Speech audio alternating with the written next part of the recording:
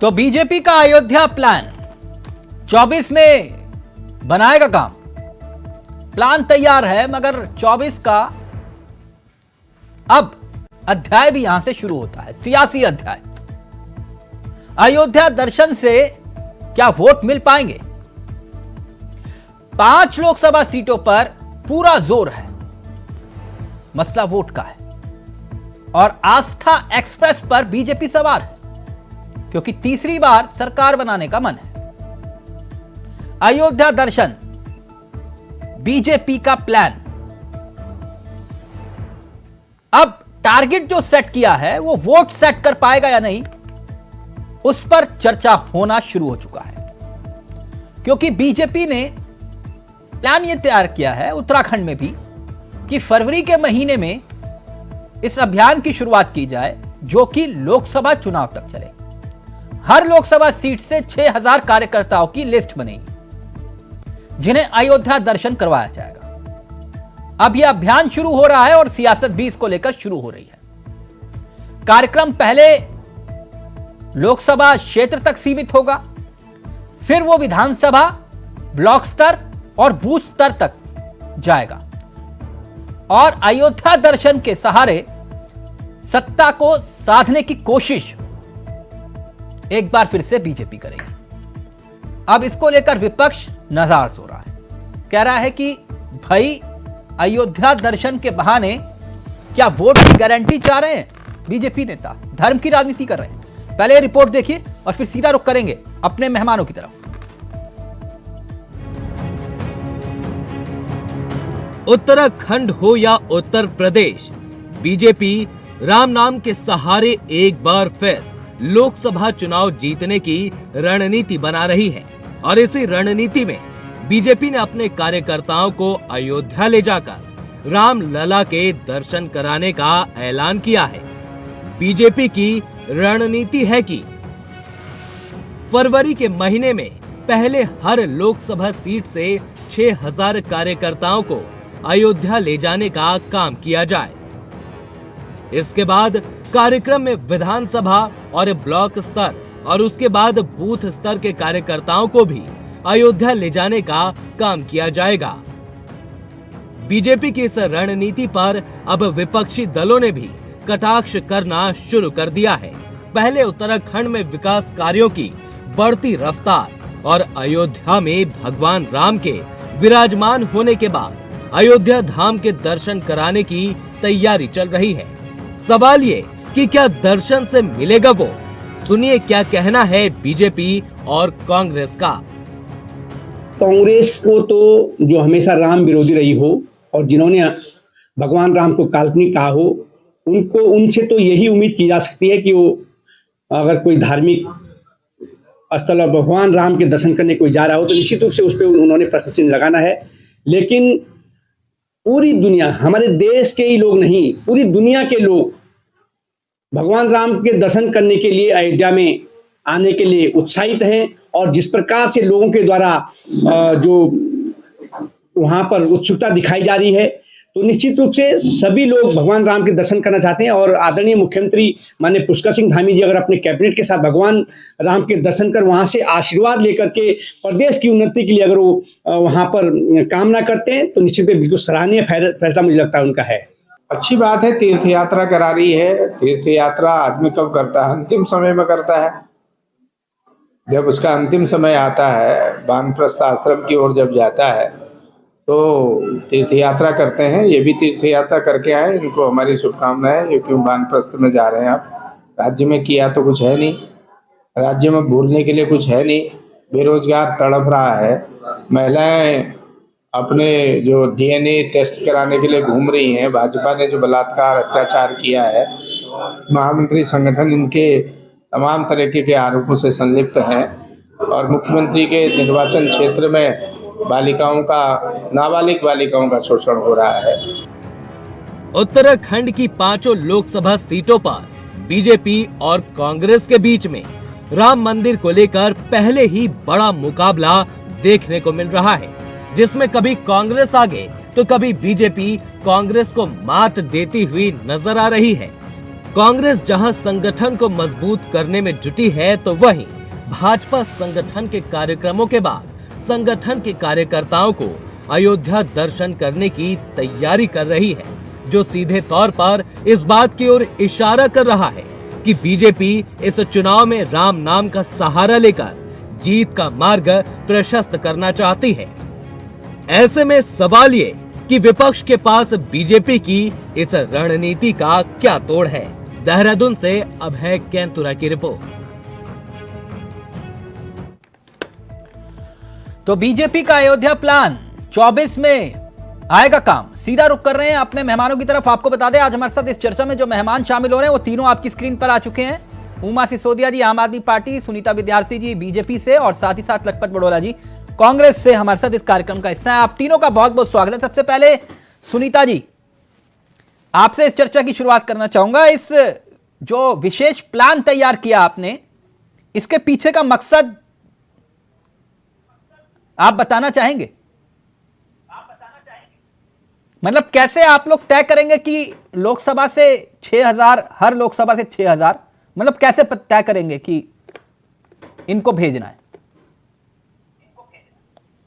देखिए चावला जी, 6000 हो, 2000 हो या 6 लाख हो, जो भी राम भक्त होंगे वो जरूर मेरी अयोध्या जी में पहुंचेंगे।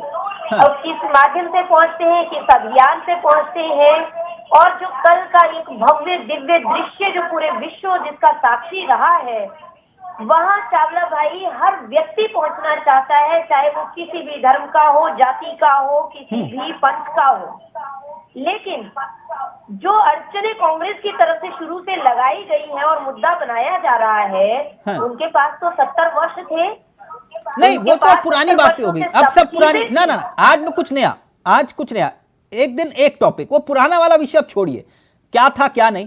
मैं सिर्फ इतना जानना चाह रहा हूँ, ये 6000 लोगों की लिस्ट आप कैसे बनाएंगे? बातें करते हैं चावला जी, ये तो ठोक बजाकर बोलते हैं कि हमने ताले खुलवाए हैं श्री राम मंदिर के। तो जब इनको क्रेडिट लेना होता है तब तो ये सारी अपनी चीजें जो है सामने रखते हैं, लेकिन जब इनको निमंत्रण दिया गया, आमंत्रित किया गया, तो मंदिर विरोधी हो गए, सनातन विरोधी हो गए। अरे भाई सुनीता जी, आज विषय नहीं, मैं जानना चाह रहा हूँ, फिर लखपत जी से पूछ लीजिएगा ना ये सब बातें। ये जो 6000 वाला मसला है, मैं वो जानना चाह रहा हूँ। कैसे कार्यकर्ताओं की लिस्ट तैयार करेंगे, दर्शन करवाएंगे, और फिर क्या ये वोट की गारंटी में तब्दील हो पाएगा? नहीं, देखिए इसको आप अलग नजरिए से देख रहे हैं। मैंने पहली लाइन में स्पष्ट किया कि हमारा कर्तव्य है, अगर हम पार्टी में है, सत्ता में है, तो हमारा कर्तव्य है कि ज्यादा से ज्यादा श्रद्धालु वहाँ पहुँचे। और नहीं, अब जैसे लखपत जी जाना चाहते हैं, उमा जी जाना चाहती हैं, दर्शन करें, ये आवेदन करें तो आप इनको साथ लेकर जाएंगे या फिर सिर्फ बीजेपी के लिए स्कीम है? नहीं, चावला भाई, उमा बहन जाना चाहे, बटोला भाई साहब जाना चाहे, जो राम भक्त है वो हर कोई जाना चाहता है, लेकिन कांग्रेस ने ऐसी यानी राम भक्त होगा आप उसको लेकर जाएंगे, चाहे वो लखपत जी हो चाहे उमा जी हो। अब एक मिनट, ये समस्या तो इन लोगों की है। ठीक, ये यानी आप धर्म के नाम पर वोट मांगेंगी? बिल्कुल नहीं। देखिए हमारा कार्य, इसको आप चुनाव से क्यों रिलेट कर रहे हैं? हमने तो एक फैसिलिटी दी कि जाइए, विकास किसको कहते हैं, ये जो विकास ढूंढते हैं। अच्छा, चुनाव के लिए नहीं है, ओके लखपत जी, ये कह रहे हैं चुनाव के लिए नहीं है, लेकिन ये सुविधा जो है, किसको बोला जाता है? ओके सुनीता जी, ये सुविधा जो है ये मार्च तक वैलिड होगी। अगर मैं सही हूं तो 11 मार्च को पिछली बार चुनावी आचार संहिता लगी थी, जो अप्रैल तक चुनाव हुए थे 7 चरणों में। हो सकता है कि वहां तक सुविधा उपलब्ध रहे, उसके बाद अपने किराए पर जाओ, लेकिन ये सुविधा उपलब्ध है। जाओगे लखपत जी? वो कहने हैं कि सिर्फ ऐसा नहीं है, बीजेपी वालों के लिए नहीं है, जाना है आपको भी लखपत जी? तिलक जी, पहले तो आपको जय श्री राम। मैं एक बात कह सकता हूँ तिलक जी कि जिस आदमी को ईश्वर में आस्था होगी, उन्हें अपनी धर्म स्थलों में जाना होगा, तो निश्चित रूप से अपने श्रद्धा से जाएंगे। हाँ। ये भाजपा वाले अपनी नानी के घर से पैसा लाके लोगों को भेज रहे हैं। जिन लोगों को भेजे उनका पैसा कहाँ से आ रहा है ये तो बताएं। ये अपने मामा के घर से ला रहे हैं उस पैसे को। ये होते कौन है भेजने वाले? ये होते कौन है बोलने वाले? कांग्रेस ने एक योजना चलाई थी 2016 में, मेरा बुजुर्ग मेरा तीर्थ, और जिसके अंदर हर बुजुर्ग को अपने तीर्थों में ले जाने का काम किया गया था। पहली बात यह है कि उत्तराखंड में 4 धामों में इतना महत्वपूर्ण उत्तराखंड है, उसके बावजूद जो परिस्थितियां और दुख के साथ कहना पड़ता है कि सबसे ज्यादा मौतें उत्तराखंड श्रद्धालुओं की पिछले 3 सालों में हुई। बहुत दुखद घटना है, ये तो इनसे संभलता नहीं है। ये कह रहे हैं कि कांग्रेस ने निमंत्रण ठुकराया तो सनातन विरोधी हो गया। क्योंकि मैं बद्रीनाथ के उस पवित्र धाम से आता हूँ जहाँ के कंकड़ में शंकर बसे हुए हैं, और उस सनातन संस्कृति की जरा मैं इनको बता दूं, यदि सबसे बड़ी मान्यता है तो उससे सर्वोच्च शंकराचार्य से ऊपर सनातन संस्कृति में कोई नहीं है। कोई पीठ नहीं है, कोई न्यास नहीं है, कोई किसी प्रकार की कोई हमारे जो कथावाच है कोई नहीं, शंकराचार्य ही सर्वोपरि है। और शंकराचार्यों ने यदि कहा है कोई बात, तो क्या ये शंकराचार्य को सनातन विरोधी कहते हैं ये भाजपा वाले? लखपत जी, आपके शंकराचार्य ने कितनी तारीफ की देश के प्रधानमंत्री की, अभी मैं उस विषय में नहीं जा रहा, मैं सिर्फ आपसे इतना जानना चाह रहा हूं कि सुनीता जी कह रही है ये स्कीम है सबके लिए है, आप जाओगे कि नहीं? मैंने आपसे कहा ना कि बेचने वाले होते कौन है? इनके नाना के घर से पैसा आ रहा है, हाँ, इनकी नानी के घर से पैसा आ रहा है। मुझे जाना होगा, मैं अपने पैसे से जाऊंगा ना, हाँ, इनको पूछ के जाऊंगा। मैं बद्रीनाथ केदारनाथ जाता हूँ, गंगोत्री यमुनोत्री जाता हूँ, हाँ। मैं जहाँ जाता हूँ तो अपने परिवार को। अच्छा लखपत जी, नाराज तो नहीं होगे? एक बात, एक मिनट आस्था का विषय है, एक मिनट बुरा मत मानिएगा, एक सवाल कर रहा हूं, आप बहुत विद्वान प्रवक्ता हैं इसलिए फिर मैं उमा जी के पास बढ़ रहा हूं आगे। ये जो प्रधानमंत्री आवास पर इफ्तार पार्टी होती थी तो नाना जी के खजाने से पैसा लुटाते थे लखपत जी? जी, जो प्रधानमंत्री आवास पे इफ्तार पार्टियां होती थी तो किसके खाला के घर से पैसा आता था क्या? अच्छा सवाल आपने किया, बहुत अच्छा सवाल आपने किया कि ये न खाला के घर से पैसा आता है, लेकिन कांग्रेस ने कभी ये नहीं कहा कि हम तुम्हें हज भेजने के लिए क्या कहते हैं वो करेंगे। नहीं, कांग्रेस ने ये कहा कि तुम सब्सिडी लो हज के नाम पर।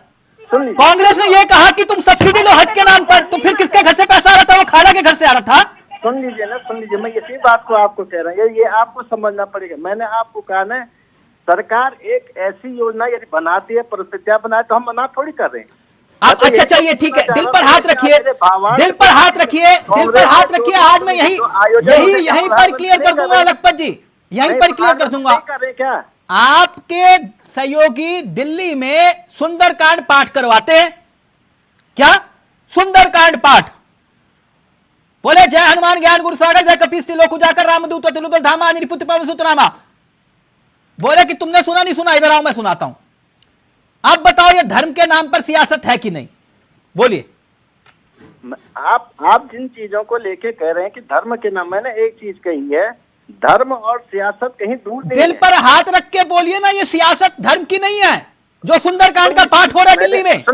मैंने आपसे मैं खुल के कह रहा हूं, लेकिन धर्म सियासत से अलग नहीं। कि धर्म के नाम पे कूट रचना, कूटनीति क्या कहते हैं आपकी मन। सुनीता जी वो कह रहे हैं आप लोगों के पैसों पर नहीं जाऊंगा, अपना किराया भरूंगा, आईएसबीटी से देहरादून से बस पकड़ूंगा सीधा अयोध्या की, मैं आप लोगों के किराए पे नहीं। ओके उमा जी, आपका क्या प्लान है? लखपत जी ने तो कैंसिल कर दिया, बोले जब मूड करेगा तब सरयू में डुबकी लगाऊंगा, किराया अपना लूंगा, आईएसबीटी से बस पकड़ के जाऊंगा सीधा देहरादून से अयोध्या। जी हम आईएसबीटी से बस पकड़ेंगे दिल्ली तक, क्योंकि दिल्ली के बाद हमारी बस का किराया केजरीवाल जी दे देंगे, तो हमें कोई ज्यादा दिक्कत नहीं है। वाह, ऑलरेडी दिल्ली में केजरीवाल जी ने अयोध्या के लिए सर्विस पहले से ही शुरू कर रखी है, और उसके लिए मुझे थोड़ा सा अपनी उम्र बढ़ानी पड़ेगी, क्योंकि वो सीनियर सिटीजन्स के लिए है। सीनियर सिटीजन्स के लिए वहाँ पर पहले से ही जब अयोध्या मंदिर का निर्माण शुरू हुआ था, तभी उन्होंने कहा था कि जब ये निर्माण पूर्ण हो जाएगा तो दिल्ली के जो वासी हैं, उन जो सीनियर सिटीजन्स हैं, उनको अयोध्या धाम की। मेरी याददाश्त कुछ कमजोर हो गई है आजकल,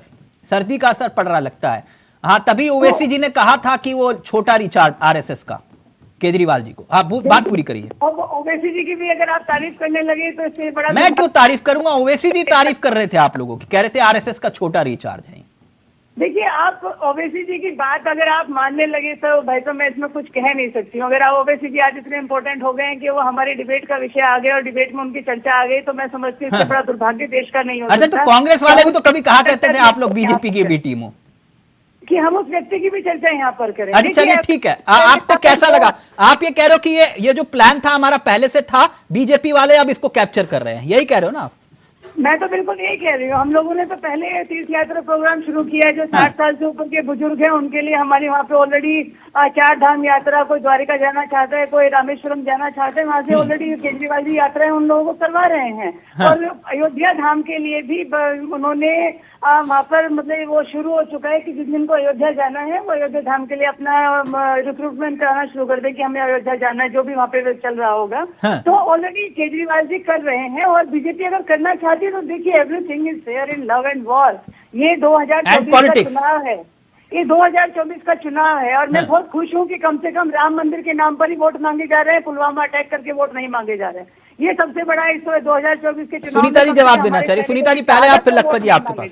सुनीता जी, कम से कम हमारे सैनिक शहीद होने से बच यहाँ पर मतलब जोशी जी ने कहा, जब भी चुनाव आता है सबसे पहले सीमा पर हमारे तनाव शुरू हो जाता है। कम से कम इस बार राम के नाम पर ही वोटिंग हो रही है। प्रवक्ता कांग्रेस के कह रहे थे, मैं सुन रहा था, प्रवक्ता तो नहीं है, वो प्रवक्ताओं से ऊपर पद पर और बहुत पुराने कांग्रेसी हैं, कह रहे हैं कि मोक्ष की प्राप्ति के लिए जाया जाता है। उमा सिसोदिया जी को एक बात कह दूं कि भले ही वो रिलेट कर रही हैं, लेकिन केजरीवाल जी की नानी की आत्मा तो दुखी हो गई थी राम मंदिर निर्माण पर, तो उनकी नानी की आत्मा को तो हॉस्पिटल चाहिए था ना। तो ये कैसे रिलेट कर पा रहे हैं? इनको तो दुख हुआ होगा, क्योंकि नानी दुखी तो केजरीवाल दुखी, और केजरीवाल दुखी तो उनकी सेना दुखी।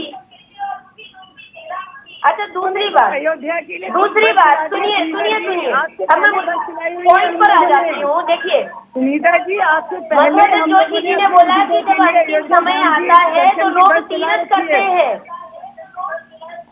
सुनिए, मतलब जोशी जी ने कहा कि जब व्यक्ति का अंतिम समय आता है तो वो तीरथ करते हैं। मतलब जिनकी पुराने ख्यालातों के व्यक्ति हैं, इसलिए उनको आज की टेक्नोलॉजी का, भक्ति को भी वो रिलेट कर रहे हैं कि अंतिम समय में ही जाना चाहिए।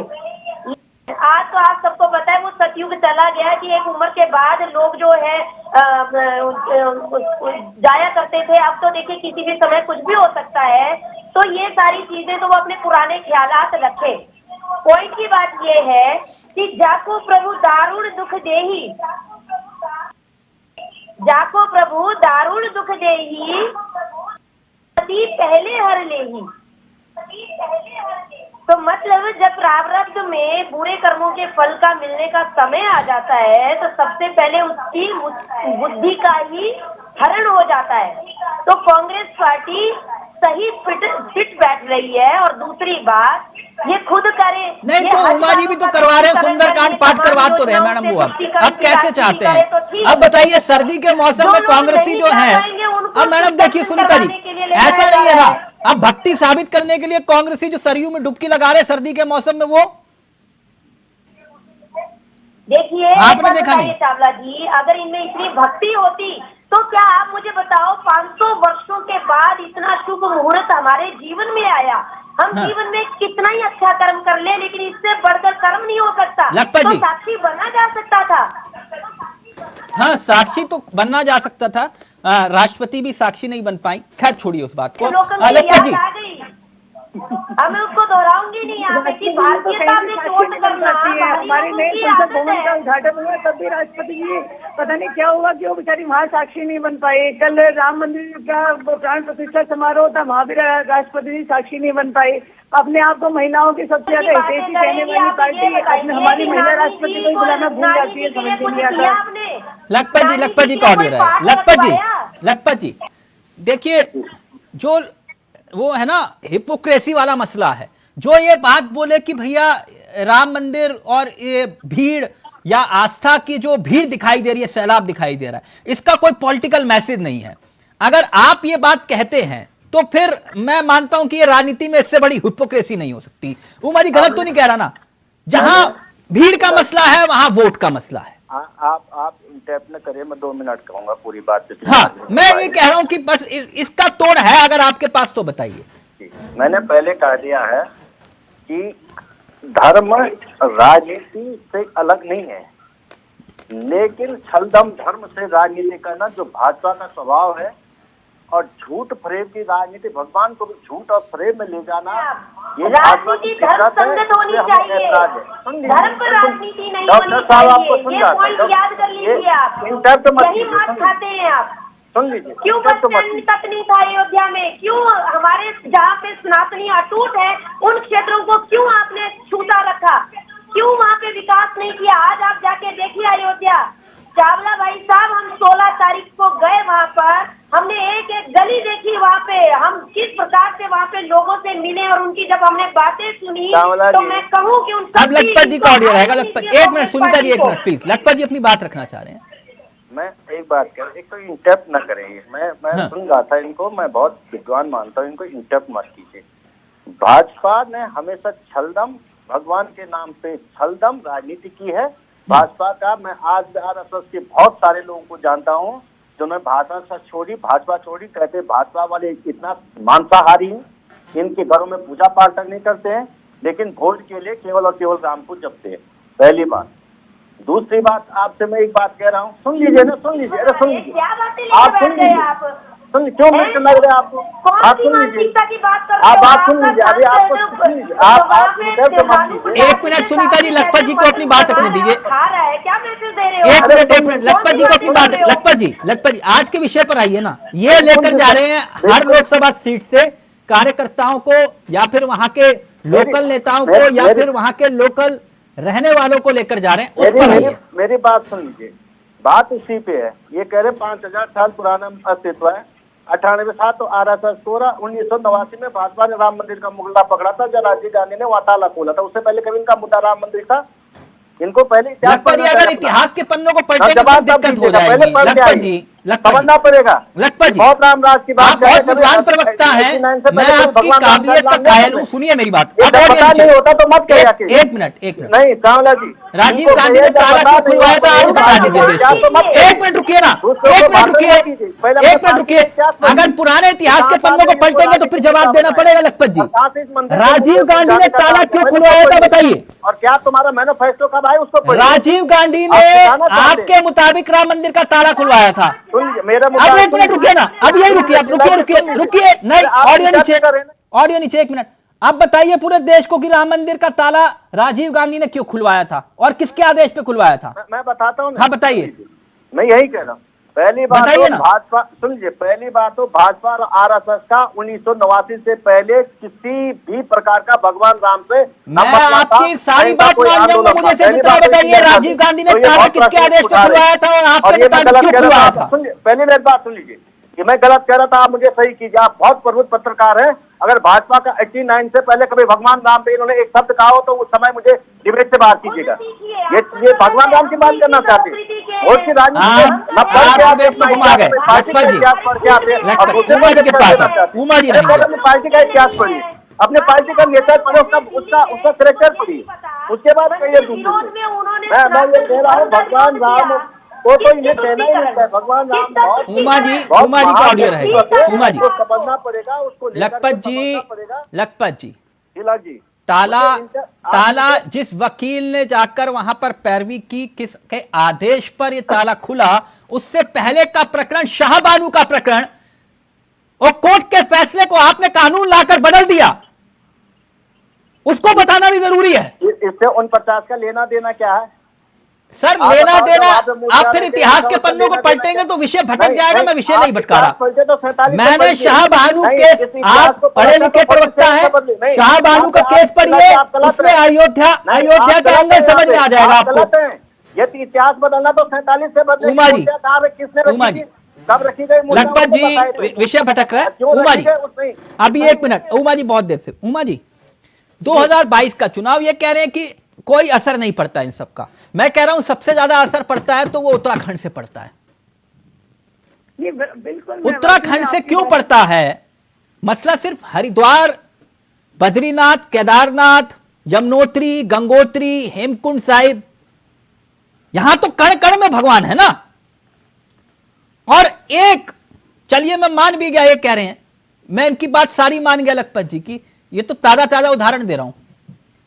पूरा चुनाव एक तस्वीर जारी हुई बीजेपी के ट्विटर हैंडल से, हरीश रावत जी की, मौलाना मुस्लिम यूनिवर्सिटी। पूरा चुनाव बदला कि नहीं बदला? बिल्कुल बदला ना। यही बात तो मैं कह रहा हूं लखपत जी को, जो वो भीड़ दिखाई दे रही है, वो जो भीड़ दिखाई दे रही है वो किराए की भीड़ नहीं है। जो सैलाब दिखाई दे रहा है वहां पर अयोध्या के बाहर, वो किसी बीजेपी के कार्यकर्ता नहीं है, वो जन का मन है। मन और उसी मन को ध्यान में रख के जनता वोट करती है। यहां मसला बीजेपी कांग्रेस है ही नहीं। उमा जी गलत तो नहीं कह रहा? मैं आपकी बात से बिल्कुल सहमत हूँ तिलक भाई कि आज इस देश में जो राम की लहर इस समय बीजेपी ने पैदा कर दी है, उसके लिए वो उन्होंने मेहनत करी है। वो राम मंदिर उन्होंने बनाया, प्राण प्रतिष्ठा करी, और मैंने पहले भी कहा everything is fair in love and war. ये वॉर है 2024 का चुनाव। 2024 के चुनाव में आमने सामने पार्टियां एक दूसरे के सामने शस्त्र लेकर खड़ी हैं कि आप हमारे पास ये पॉजिटिविटी है, हमारे पास ये शस्त्र है, आप अपने शस्त्र बताइए। विपक्ष को अपने शस्त्रों पर धार देनी पड़ेगी, जनता के मुद्दों पर धार देनी पड़ेगी। जनता के जो बेरोजगारी, स्वास्थ्य और जो दूसरे तमाम मुद्दे हैं उन मुद्दों पर एकजुटता के साथ सड़क पर उतरना पड़ेगा, धार देनी पड़ेगी। तब कहीं जाकर हम लोग बीजेपी का मुकाबला कर पाएंगे। अगर हम यही कहते रहे कि नहीं ये गलत है, ये गलत है, ये गलत है, मैं बिल्कुल नहीं मानती। ये युद्ध है और इस युद्ध में सब चीज जायज होती है। अगर बीजेपी फ्री में यात्रा करा रही है तो ठीक है, वो करा सकते हैं यात्रा। उमा जी, अब आपको कोई तोड़ दिखाई देता है राम के आगे? तो सब है, जान रहे हैं ना मतलब। देखिए, मेरे को इसमें सिर्फ एक ही तोड़ नजर आता है कि विपक्ष को सड़क पर उतरकर जनता के मुद्दों को बहुत तत्परता के साथ उठाना पड़ेगा, ताकि जो जनता का ध्यान है वो राम मंदिर से हटके वापस अपनी जो डेली की जो प्रॉब्लम्स है उन पर आए। इसके अलावा कोई तोड़ नहीं है। राम से शुरू, राम पर खत्म। लखपत जी वो कह रहे हैं कि कभी मुझे याद आया, पीवी नरसिम्हा राव साहब ने शायद कहा था कि हम बीजेपी से तो लड़ सकते हैं लेकिन प्रभु राम से नहीं लड़ सकते। मेरी बात समझ रहे हो ना आप जो मैं कह रहा हूँ? मैं बिल्कुल सही, लेकिन मैं एक चीज कह सकता हूँ, मैं एक बात कह सकता हूँ कि लोकतंत्र में, देश में सब चीज चुनाव के लिए सब चीज फेयर नहीं है। हम चुनाव के लिए देश गिरवी नहीं रख सकते, देश नहीं बेचे जा सकते, भगवानों की जो आस्था है उसको हम बलि नहीं चढ़ा सकते। मैं एक चीज कहता, चुनाव अपनी जगह है, आस्थाएं अपनी जगह, राष्ट्र से ऊपर कुछ नहीं है और आस्था से ऊपर कुछ नहीं। ये जरूर राष्ट्र से बढ़कर कुछ नहीं है, मैं ये जरूर कहता हूं। लेकिन लखपत जी, लेकिन एक मिनट, आप ही की बात कर रहा हूँ। चुनाव के लिए सब चीज जायज। ये जो प्रभु राम है ना, एक मिनट, जरूर मानता हूँ राष्ट्र के ही तो राम है। जी जी, मैं ये राम जो है वो राष्ट्र के ही तो राम है जी। लेकिन आप जानते हैं कि 23 दिसंबर 1949 को क्या हुआ था? आप ये भी जानते हैं कि रामलला के दरवाजे कब खोले गए, और आप ये भी जानते हैं कि इन परिस्थितियों किसने बनाई, ये सब जानते हैं। एक काम करिए लखपत जी, ये बात अब जो जनता अयोध्या जा रही है, जो श्रद्धालु भक्त अयोध्या जा रहे हैं, उनको पकड़ के बताना कि क्या ये हुआ था, सबको बताना, और फिर सामने से जवाब सुनना। मेरे से क्या सुनोगे आप? कुछ नहीं रहा है। सुनीता जी, फाइनल कमेंट आपका। सुनीता जी, कुल मिलाकर ये जो सुविधा है चुनाव तक जारी रहेगी। हुआ था तब भी कांग्रेस का यही रुख था। छोड़िए ना, ये सुविधा चुनाव तक जारी रहेगी। चलिए, ये सुविधा चुनाव तक रहेगी ना। बताऊं कि मैं कहूं कि भाजपा के कम जाएं, कांग्रेसियों को ज्यादा जाना चाहिए। मैं उनको आग्रह करती हूँ कि सारे कांग्रेसी जाएं। एक काम करिए, अब सबका ऑडियो नीचे। सलाह दे रहा हूं, बड़ी दिलचस्प सलाह है। अभी तुरंत महेंद्र भट्ट जी को फोन करिएगा। एक मिनट रुकिए, एक दिलचस्प सलाह दे रहा हूं। सुनीता जी सुन तो लीजिए, आपके काम की सलाह है। सुनीता जी सुन लीजिए, आपके काम की सलाह है। तुरंत डिबेट खत्म हो, महेंद्र भट्ट जी को फोन करके सलाह दीजिएगा और वो तुरंत मानेंगे, मुझे पूरा यकीन है। क्या सलाह है सुन लीजिए। आजकल कई नेताओं के सपने में रामलला आ रहे हैं ना लखपत जी, उनको न्योता भेजिए, कहिए आइए साथ चलते हैं, बोलिए जय श्री राम। और महेंद्र भट्ट जी को बोलिए कि तुरंत न्योता भेजिए जिनके सपने में रामलला आ रहे हैं। मेरी बात समझ रहे हैं लखपत जी, उमा जी? जिनके सपने में रामलला आ रहे हैं उनका इम्तिहान ले लो, बोलिए आज चाहिए हमारे साथ, हम लेकर जाएंगे, किराया भी हमारा, बस भी हमारी, किराया सरकारी है, आपका नहीं, जैसे लखपत जी ने कहा, लेकिन लेकर जाओ, पता चल जाएगा, फिर देखिए राजनीतिक रन। चलिए, thank you so much. Sunita ji तुरंत फोन घुमाइए महेंद्र भट्ट जी को, बताइए, ये है idea. Thank you so much, बहुत बहुत शुक्रिया उमा जी, लखपत जी, सुनीता जी, आप तीनों का। तो अभी तो ये आगाज है, अंजाम देखिए आगे आगे होता है क्या। लेकिन सियासत अब दिलचस्प मोड़ पर आ गई है और उत्तराखंड में खास तौर पर। नमस्कार, जय हिंद, जय भारत, जय उत्तराखंड।